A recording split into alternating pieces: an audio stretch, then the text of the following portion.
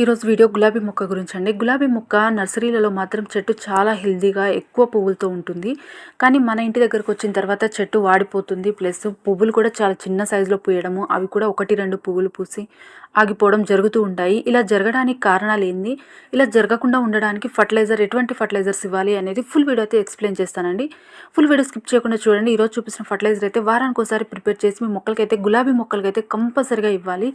Hi అండి, అందరికీ నమస్తే. Welcome to Harika creative ideas. Please అండి, కొత్తగా మన ఛానల్ని చూసినట్లయితే లైక్ చేయండి, షేర్ చేయండి, మన ఛానల్ని సబ్స్క్రైబ్ చేసుకోండి. మీకు ఎటువంటి గార్డెనింగ్ సంబంధించిన డౌట్స్ ఉన్నా సరే నా కామెంట్ సెక్షన్లో కామెంట్ చేయండి. గులాబీ మొక్కలు ఎక్కువగా పూలు పూయాలి, మొక్క చనిపోకుండా ఉండాలి అంటే మనం కొన్ని జాగ్రత్తలు అయితే తీసుకోవాలండి. ఈరోజు 4 టిప్స్ అయితే ఎక్స్ప్లెయిన్ చేసి చెప్తానండి. మనం ఫర్టిలైజర్స్తో పాటు మనము ఈ చిన్న చిన్న జాగ్రత్తలు కూడా తీసుకోవాలండి. ముఖ్యంగా గులాబీ మొక్క చాలా సెన్సిటివ్ ప్లాంట్ అనమాట. ఊరికే చనిపోతుంది, ఊరికే ఎండు తెగులు వచ్చి ఆ చెట్టంతా వాడిపోయి చనిపోతుంది, లేకపోతే మొగ్గలు రావు. వచ్చిన మొగ్గలు కూడా చాలా చిన్న సైజులో వస్తూ ఉంటాయి. కాబట్టి కొన్ని జాగ్రత్తలు అయితే చెప్తానండి. దాంతో ఈరోజు అయితే 4 జాగ్రత్తలు అయితే ఎక్స్ప్లెయిన్ చేసి చెప్తానండి. ఫస్ట్ జాగ్రత్త వచ్చి గులాబీ మొక్కను మనం ఎప్పుడు ప్రూనింగ్ చేసుకుంటూ ఉండాలండి. అంటే మనం ఒక్కసారి ప్రూనింగ్ చేసి వదిలేయకూడదు. ప్రూనింగ్ అంటే మరీ కొమ్మలు మొత్తం కట్ చేయమని చెప్పట్లేదండి. 1 ఇంచ్ జస్ట్ మనము 1 ఇంచ్ వరకు కట్ చేసుకుంటూ ఉండాలి. అక్కడి నుంచి చిగురు వచ్చి తర్వాత ఇంకా చిగురు రాకుండా ఆగిపోయింది అంటే మాత్రం దాన్ని ఇంకొకసారి కట్ చేసుకోవాలి. అంటే మనకి ఎక్కువ చిగురులు వస్తేనే చిగురులలో నుంచి పువ్వులు వస్తాయి అన్నమాట, మొగ్గలు వస్తాయి. కాబట్టి ఒక్కసారి కట్ చేసి వదిలేయకండి. కట్ చేసి దానిలోంచి చిగురులు వస్తున్నాయా లేదా, లేకపోతే మొగ్గలు వస్తున్నాయా అబ్జర్వ్ చేయండి. అబ్జర్వ్ చేసి దాని నుంచి రాకపోతే మళ్ళీ సెకండ్ టైం కూడా కట్ చేయండి. ఈ జాగ్రత్తలు అయితే తీసుకోండి. మళ్ళీ నెక్స్ట్ వచ్చేసి సెకండ్ టిప్ అండి. మనం గులాబీ మొక్కని నర్సరీ నుంచి తీసుకొచ్చినప్పుడు వెంటనే మాత్రం అస్సలు రిపోర్టింగ్ చేయకండి. ఎందుకు అంటే ఇది చాలా స్ట్రెస్కి గురైపోతుంది అండ్ వాతావరణం కూడా చేంజ్ అయిపోతుంది కదండి. నర్సరీలో ఒక వాతావరణం, మన వాతావరణానికి చాలా తేడా ఉంటుంది. కాబట్టి మన వాతావరణానికి మనం అలవాటు చేయాలన్నమాట. మొక్కను తీసుకొచ్చిన తర్వాత వారం రోజుల పాటు మన గార్డెన్లోనే మన మొక్కల మధ్యలో పెట్టేసేయండి. వెంటనే రిపోర్టింగ్ లాంటివి చేయకండి. నార్మల్గా రెగ్యులర్గా మనం వాటర్ ఇచ్చినట్టే ఇచ్చిన తర్వాత అట్లీస్ట్ 1 వీక్ తర్వాత మనం రిపోర్టింగ్ చేసుకోవాలి. రిపోర్టింగ్ చేసుకునేటప్పుడు కూడా మనం కొన్ని జాగ్రత్తలు అయితే తీసుకోవాలండి. ఫుల్ వీడియో అయితే మన ఛానల్లో ఉంది, గులాబీ మొక్కని ఎలా రిపోర్టింగ్ చేసుకోవాలి అనేసి. సాయిల్ని అయితే చాలా లూజ్గా ఉండే సాయిల్ అయితే మనం ప్రిపేర్ చేసుకోవాలండి. మన ఛానల్లోనే ఒకసారి విజిట్ చేయండి. చూస్తున్నారు కదా, చాలా లూజ్ సాయిల్లో మనము మొక్కనైతే పెట్టుకోవాలండి. థర్డ్ టిప్ వచ్చేసి మనము ఎప్పటికప్పుడు సాయిల్ని చెక్ చేసుకుంటూ ఉండాలండి. మనం వాటరింగ్ ఇచ్చినా ఇవ్వకపోయినా సరే సాయిల్ పొడిగా ఉంటుందా, లేకపోతే ఎట్లా మనం ఇచ్చిన తర్వాత అవి అబ్జర్వ్ చేసుకొని బయటకి డ్రైన్ అవుట్ చేస్తుందా లేదా అనేసి మనం అబ్జర్వ్ చేసుకోవాలన్నమాట. ఈ టిప్ అయితే కంపల్సరీ అండి. మనం ఎన్ని ఫర్టిలైజర్స్ ఇచ్చినా ఏం చేసినా సరే వాటరింగ్ విషయం కరెక్ట్గా లేకపోతే గులాబీ మొక్క కంపల్సరీ వేరుకుళ్ళు వచ్చేసి చనిపోతుంది. కాబట్టి మనము వాటర్ కంప్లీట్గా టాప్ సాయిల్ మనకి డ్రై అయితేనే మనము దాన్ని నెక్స్ట్ వాటర్ ఇవ్వడానికి ప్రిపేర్ చేసుకోవాలి. అంతేకాని మనం కంటిన్యూగా టైం ప్రకారం వాటర్ అయితే ఇచ్చేయకూడదండి. నెక్స్ట్ 4 టిప్ వచ్చేసండి, ముందు రోజు పూసిన పువ్వులు ఉంటాయి కదండి. గులాబీ మొక్కలో ఒక ముందు రోజు లేకపోతే పువ్వు మొత్తం వచ్చేసిన తర్వాత దాన్ని అయితే చెట్టు మీద అస్సలు ఉంచకూడదండి.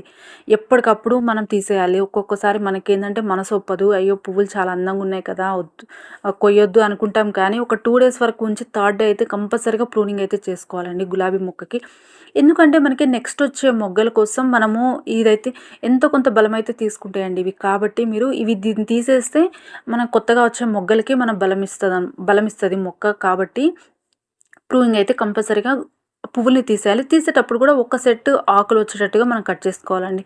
ఓన్లీ పువ్వు వరకే కట్ చేయకుండా పువ్వు దగ్గర నుంచి ఒక 2 ఇంచెస్ కిందకి, అంటే ఒక సెట్ లీఫ్ అనేది రావాలి ఆ కొమ్మతో పాటు. కాబట్టి ఈ టిప్ అయితే కంపల్సరీగా ఫాలో అవ్వండి. వచ్చిన తర్వాత మీరు కట్ చేసుకున్నా సరే, మీరు కొమ్మలు ప్రూనింగ్ చేసుకున్నా లేకపోతే పువ్వులు కట్ చేసుకున్నా కంపల్సరీగా పసుపు కానీ, అలోవెరా జెల్ కానీ, లేకపోతే దాల్చిన చెక్క పౌడర్ కానీ అప్లై చేసుకోవాలండి మనం దాని దగ్గర. లేకపోతే ఎండు తెగులు అనేది కంపల్సరీగా గులాబీ మొక్క చనిపోవడానికి కారణం ఏంటంటే ముఖ్యంగా ఎండు తెగులండి. పక్కన చూస్తున్నారు కదండి, నేను ప్రూనింగ్ చేసుకున్నాను. ప్రూనింగ్ చేసుకున్న తర్వాత అక్కడి నుంచి మొత్తం అది ఎండిపోతూ వస్తుంది చూడండి. మనం అబ్జర్వ్ చేసుకొని ఎక్కడి వరకు ఎండిపోయిందో అక్కడి వరకు కట్ చేసేసుకోవాలి. వెంటనే దాన్ని అయితే అక్కడ ఉంచేయకూడదండి. ఎందుకంటే అది అక్కడి నుంచి మొత్తం ఎండిపోతూ మొదల దగ్గరకు వచ్చి మొదల్ని చంపేస్తుంది అనమాట. మొదలు కొమ్మ ఉంటుంది కదా, అది అనేది ఎండిపోతుంది. కాబట్టి ఎండిపోయిన కొమ్మల్ని మీరు ఎప్పటికప్పుడు అబ్జర్వ్ చేసుకుంటూ ఉండాలి. నెక్స్ట్ వచ్చేసండి, ఈ ప్రూనింగ్ చేసుకున్న తర్వాత నేను చెప్పాను కదండీ! అలోవెరా జెల్ కానీ, లేకపోతే పసుపు కానీ, దాల్చిన చెక్క పౌడర్ కానీ, లేకపోతే మనం లేడీస్ యూజ్ చేస్తాం కదండీ! నెయిల్ పాలిష్ అయినా సరే మనం దానికి పెట్టొచ్చనమాట. అంటే ఏందంటే మనకి డైరెక్ట్‌గా వాటర్ తగలకూడదు ఆ కొమ్మలో నుంచి అండ్ డైరెక్ట్ ఎండ తగలకూడదండి. అదే అనమాట. ఇలా తగలకుండా మనం మట్టి అయినా సరే మన కుండీలలో సరే ఇవేం లేవు మీ దగ్గర అవైలబుల్ లేవనుకుంటే కుండీలలో మట్టి ఉంటది కదండీ! ఎర్రమట్టి. ఆ మట్టిలో కొంచెం వాటర్ తడిపి అదైనా పెట్టేసేయండి. అంటే మనకి డైరెక్ట్‌గా ఏది ఎండ కానీ, వాటర్ కానీ ఏది తగలకుండా దాని లోపల నుంచి వెళ్ళిపోతాయన్నమాట. ఇవి కొమ్మలు కూడా కొంచెం ఏందంటే మనకి బ్యాంబూ స్టిక్స్ టైప్ ఉంటాయి కాబట్టి వెంటనే ఇవి చనిపోయే ఛాన్స్ ఉంటది. ఈ జాగ్రత్తలైతే తీసుకోండి. ఇంకొచ్చేయండి మనం ఫర్టిలైజర్ చూసేద్దాము.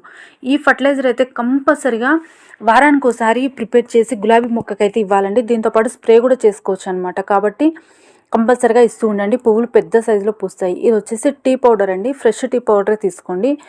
ప్రతిసారి వాడిన టీ పౌడర్ అంటున్నాను కానీ ఈ ఫర్టిలైజర్కి మాత్రం ఫ్రెష్ టీ పౌడర్ తీసుకోండి. వాడిన టీ పౌడర్ మనకి ఎక్కువ మట్టిలో కలపడానికి యూజ్ అవుతుందండి. మనం మీరు రెగ్యులర్గా టీ ప్రిపేర్ చేసుకుంటున్నారంటే ఆ టీకి వచ్చిన టీ పౌడర్ని బాగా వాష్ చేసి కొంచెం ఎండ పెట్టేసి మట్టిలో ఇస్తూ ఉండండి వారానికి ఒకసారి. ఇలా ఫర్టిలైజర్ ప్రిపేర్ చేసుకోవడానికి మాత్రం ఫ్రెష్ టీ పౌడర్ తీసుకోండి. నెక్స్ట్ ఇది వచ్చేసి దాల్చిన చెక్క అండి. మన ప్రతి ఒక్కరి కిచెన్లో ఉంటుంది. సిన్నమన్ అంటారు కదండి, దాల్చిన చెక్కను కూడా తీసుకోండి. ఇది ఎందుకు అంటే మంచి రూటింగ్ హార్మోనింగ్గా పనిచేస్తుందండి. గులాబీ మొక్కలు ఉండి ఉండి ఎండిపోయి చనిపోతూ ఉంటాయి, లేకపోతే వాడిపోతూ ఉంటాయి. ఇలా జరగకుండా ఉండాలి అంటే మనకి దాల్చిన చెక్క చాలా బాగా ఉపయోగపడుతుంది. దీన్ని పౌడర్ ఫామ్లో కూడా ఇవ్వచ్చు. లేకపోతే మనము మొక్కల్ని రీపాటింగ్ చేసుకుంటాం కదండి, రీపాటింగ్లో కూడా 1 టీ స్పూన్ కలపొచ్చు అనమాట. ఇది మొక్కలు చనిపోకుండా మంచి రూటింగ్ హార్మోనింగ్గా పనిచేస్తుంది. కాబట్టి దాల్చిన చెక్క కొంచెం తీసుకోండి. నెక్స్ట్ వచ్చేసి ఇది బనానా పీల్స్ అండి. మనం బనానా పీల్స్ పొటాషియం ఎక్కువ ఉంటుంది. మనం తిని పడేసిన బనానా పీల్స్లో పొటాషియం చాలా ఎక్కువగా ఉంటుంది. పువ్వులు ఎక్కువ రావడానికి చాలా బాగా ఉపయోగపడుతుంది. మొగ్గలు ఎక్కువగా రావడానికి, వచ్చిన మొగ్గలు కూడా చాలా హెల్తీగా రావడానికి ఉపయోగపడుతుంది. కాబట్టి బనానా పీల్స్ తీసేసుకోండి. క్వాంటిటీ చెప్పాలంటే క్వాంటిటీ వైజ్ అండి. నేను ఒక బనానా పీల్స్ తీసుకున్నాను. 2 చిన్న చిన్న ముక్కలు వచ్చేసి దాల్చిన చెక్కటి తీసుకున్నాను. నెక్స్ట్ వచ్చేసి టీ పౌడర్ని నేను 2 స్పూన్స్, అంటే మీ మొక్కలకి ఎన్ని ఉన్నాయో దాన్ని బట్టి అయితే తీసుకోండి. ఇది గులాబీ మొక్కలనే కాకుండా అన్ని రకాల మొక్కలకి మనం యూజ్ చేయొచ్చు. కాబట్టి మీరు మీ దగ్గర ఉన్న అన్ని మొక్కలకి ప్రిపేర్ చేయండి. ఫస్ట్ వచ్చేసి ప్రిపేర్ చేసుకోవడానికి ఒక గిన్నె తీసుకుంటున్నాను. దీన్ని నేను బాయిల్ చేస్తున్నానండి. అంటే ఒక 5 మినిట్సే, మనం ఎక్కువసేపు కూడా అవసరం లేదు. ఒక 5 మినిట్సే మనం స్టవ్ మీద పెట్టేసి బాయిల్ చేసుకోవచ్చు అనమాట. కాబట్టి ఒక చిన్న గిన్నె తీసుకొని దానిలో నేను 2 స్పూన్స్ వచ్చేసి టీ పౌడర్ తీసుకున్నాను. టీ పౌడర్ లేకపోతే కాఫీ పౌడర్ అయినా తీసుకోండి. ఇదే క్వాంటిటీ ఒక 2 టీ స్పూన్లు వచ్చేసి కాఫీ పౌడర్ అయినా తీసుకోవచ్చు. ఇది వచ్చి బనానా పీల్స్ అండి. బనానా పీల్స్ని చిన్న చిన్నగా ఇట్లా నలిపినట్టు వేయండి. ఎందుకంటే మనకి ఫర్టిలైజర్ తొందరగా వాటర్లోకి వచ్చేస్తుంది, దీనిలో ఉన్న ఫర్టిలైజర్ అనమాట. నెక్స్ట్ వచ్చి దాల్చిన చెక్కను రెండు చిన్న ముక్కలు తీసుకున్నానండి. వీటిని కూడా చిన్న చిన్న ముక్కలుగా క్రష్ చేసి వేసుకుంటున్నాను అనమాట.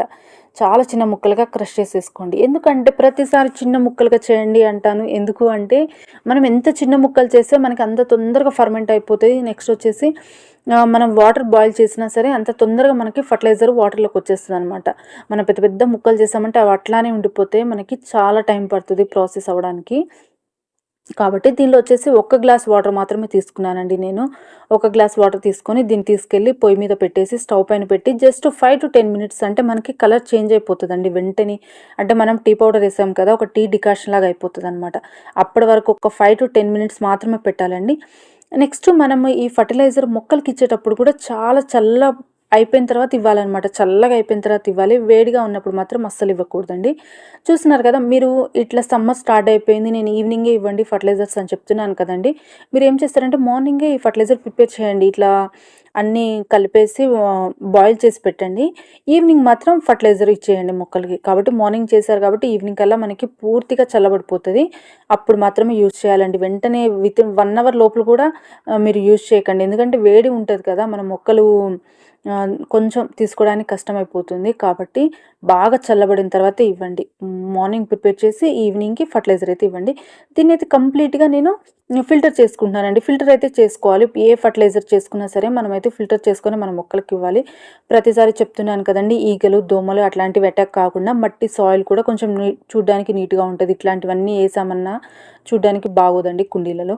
కాబట్టి కంపల్సరీగా ఫిల్టర్ చేసుకోండి. నేను ఫిల్టర్ చేసుకోగా మిగిలిన దానిలో కూడా నేను ఇంకొంచెం వాటర్ యాడ్ చేసుకొని, నార్మల్ వాటర్ యాడ్ చేసుకొని మళ్ళీ ఇంకొంచెం ఫిల్టర్ చేసుకుంటున్నాను. ఎందుకంటే మిగిలిన ఫర్టిలైజర్ కూడా మనకి వాటర్లోకి వచ్చేస్తుంది కదా, దీన్ని కూడా నేను ఫిల్టర్ చేసేసుకుంటున్నానండి. దీన్ని తీసుకెళ్ళి నేను డైరెక్ట్ మాత్రం అస్సలు ఇవ్వకండి, నేను వాటర్లో డైల్యూట్ చేసుకుంటున్నాను. అంటే ఈ ఫర్టిలైజర్ని వాటర్లో డైల్యూట్ చేసుకుంటున్నానండి. మనకి మిగిలిపోయిన ఫర్టిలైజర్ మీరు కిచెన్ కంపోస్ట్ చేస్తుంటే కిచెన్ కంపోస్ట్లో అయితే వేసేసుకోండి, వేస్ట్ చేయకుండా. కాబట్టి ఇది వచ్చేసి ఫర్టిలైజర్ వచ్చింది కదండి, మనకి హాఫ్ మగ్గు ఫర్టిలైజర్ వచ్చేసింది. దీన్ని తీసుకెళ్ళి నేను నార్మల్ వాటర్లో డైల్యూట్ చేసుకుంటున్నాను అనమాట. రేషియో చెప్పాలంటే 1:7 రేషియో అండి. మనకి 1 వంతు ఫర్టిలైజర్ వచ్చిందంటే 7 వంతుల వాటర్ తీసుకోవాలి. 7 వంతుల నార్మల్ వాటర్ తీసుకొని ఆ వాటర్లో ఈ ఫర్టిలైజర్ అనేది డైల్యూట్ చేసుకోవాలి. చూస్తున్నారు కదండి, 1 వంతుకి 7 వంతుల నీళ్లు తీసుకోవాలి. తీసుకొని బాగా మిక్స్ అయ్యే విధంగా మిక్స్ చేసుకోవాలన్నమాట. ఫర్టిలైజరు అండ్ వాటరు 2 మిక్స్ అయ్యే విధంగా మిక్స్ చేసుకొని మన పూల మొక్కలకి ఇచ్చేసుకోవాలండి. కంప్లీట్గా సాయిల్ డ్రై అయిన తర్వాతే మనం ఫర్టిలైజర్ ఇవ్వాలండి. మనం లూజ్ సాయిల్ లేకపోతే గట్టిగా ఉన్న సాయిల్ మాత్రం ఇట్లాంటివి ఇవ్వకండి. నెక్స్ట్ మనం ఫర్టిలైజర్ ఇచ్చే ముందు కూడా సాయిల్ని ఎప్పటికప్పుడు లూజ్ చేసుకుంటూ ఉండాలి. వారానికి ఒక్కసారి మీరైతే టైం పెట్టుకోండి. వారానికి ఒక్కసారి అయితే కంపల్సరీగా సాయిల్ని లూజ్ చేసుకుంటూ ఉండాలండి. లూజ్ చేసుకున్న తర్వాత మనం వాటర్ ఇవ్వడం వల్ల తొందరగా మన వేర్ అనేది పీల్చుకుంటుంది అనమాట ఈ వాటర్ మొత్తము. కాబట్టి నేను రీసెంట్గానే సాయిల్ అంతా లూజ్ చేశానండి. నేనైతే వెంటనే ఇచ్చేస్తున్నాను. వాటర్ కూడా మరీ కుండీలో నుంచి పొంగిపోయేంత కూడా ఇవ్వకుండా జస్ట్ చెక్ చేసుకొని ఇవ్వండి. అందుకే నేను మొక్క రిపోర్టింగ్ చేసుకునేటప్పుడు ప్రతిసారి చెప్పేది ఏంటంటే ఒక 2 ఇంచెస్ వరకు గ్యాప్ ఉంచాలండి. కుండీకి అండ్ మొక్కకి 2 ఇంచెస్ గ్యాప్ ఉంచామంటే మనం వాటర్ ఇవ్వడానికి కానీ లేకపోతే ఏమైనా ఫర్టిలైజర్స్ ఇవ్వడానికి కానీ ఉపయోగపడుతుంది అనమాట. నేను చెప్పిన జాగ్రత్తలన్నీ మీరు ఫాలో అవుతారని నేను అనుకుంటున్నానండి. తప్పకుండా నేను చెప్పిన జాగ్రత్తలన్నీ ఫాలో అవ్వండి. ఫర్టిలైజర్ కూడా మన ఛానల్లో అన్ని ఆర్గానిక్ ఫర్టిలైజర్సేనండి. ఏది ఒక్కటి కూడా నేను కెమికల్ ఫర్టిలైజర్స్ అనేది యూస్ చేయను. గులాబీ మొక్కలకు కూడా నాకు చక్కగా పూలు పూసాయి, కొత్త చిగుళ్ళు వస్తున్నాయి అంటే నేను ఇచ్చే ఫర్టిలైజర్స్ వల్లేనండి. అవే నేను మీతో షేర్ చేసుకుంటున్నాను అనమాట. ప్లీజ్ అండి, ఈ వీడియో మీరు ఇంతవరకు చూసారు అనుకుంటే మీకు నచ్చిందని అనుకుంటున్నాను. నచ్చితే అండి ప్లీజ్ లైక్ చేయండి. లైక్ చేసిన వాళ్ళకి థ్యాంక్ యూ సో మచ్ అండి. లైక్ చేయండి, షేర్ చేయండి, మన ఛానల్ని సబ్స్క్రైబ్ చేసుకోండి. మీకు ఎటువంటి గార్డెనింగ్ సంబంధించిన డౌట్స్ అయినా సరే నా కామెంట్ సెక్షన్లో కామెంట్ చేయండి, నేను మీకు తప్పకుండా రిప్లై ఇస్తాను. మీకు ఎటువంటి మొక్క గురించి ఎక్స్ప్లెయిన్ చేయాలో కూడా చెప్పండి. నెక్స్ట్ ఇదే ఫర్టిలైజర్ తీసుకెళ్ళి నేను మన దగ్గర ఉన్న గులాబీ మందారం మొక్కలు కూడా ఇచ్చేసుకుంటున్నాను. మందారం పువ్వులు అయితే చక్కగా ప్రతి ఒక్క చెట్టు మొగ్గలతోటి పువ్వులతోటి నిండిపోతూ ఉంటాయండి. అందరూ అడుగుతూ ఉంటారు అనమాట, ఇంత ఎక్కువ ఫ్లవరింగ్ వస్తుంది నీకు అనేసి. నేను చాలా ఓపిక్గా ఫర్టిలైజర్స్ అన్నీ ప్రిపేర్ చేసి ఇస్తూ ఉంటానండి. ఇవ్వడం వల్లే మనకి ప్రతిరోజు పువ్వులు అయితే పూస్తాయి. కాబట్టి మీరు కూడా మన ఛానల్ని అయితే ఫాలో అవ్వండి. నేను చూపించే ఫర్టిలైజర్స్ అన్నీ కిచెన్లో దొరికే వాటితోనేనండి. రూపాయి కూడా ఖర్చు లేదు మనకి. అయితే కొంచెం ఓపిక ఫర్మెంటెడ్ ప్రాసెస్ ఏంటంటే ఒక 2-3 డేస్ వరకు మనం వెయిట్ చేయాలి. కొంచెం ఓపిక చేసుకొని ఫర్టిలైజర్స్ అయితే ప్రిపేర్ చేసి మొక్కలకి ఇవ్వండి. పువ్వులు చక్కగా పూస్తాయి. మరొక మంచి వీడియోతో మళ్ళీ ముందుకు వస్తాను.